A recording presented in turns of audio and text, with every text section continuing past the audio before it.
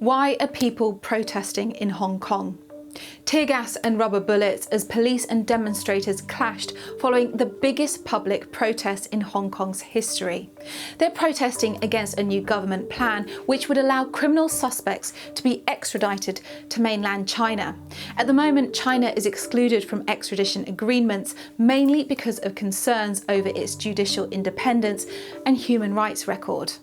So why is the bill controversial?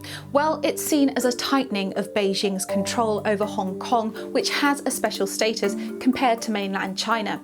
It was a British colony for more than 150 years, and in 1997, when the Brits handed it back to China, they did so under a one country, two systems principle. This meant Hong Kong would operate with a high degree of autonomy with its own legal system and borders for 50 years.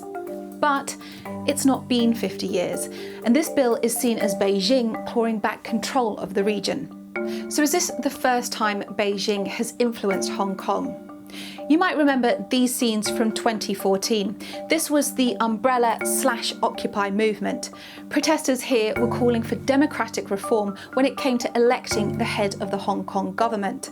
At the moment, Hong Kong's leader, the chief executive, is currently elected by a 1,200-member committee, a mostly pro-Beijing body chosen by just 6% of eligible voters.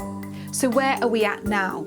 Demonstrators successfully delayed the proposed debate on the legislation, but the chief executive, Carrie Lam, is determined to pass the extradition bill.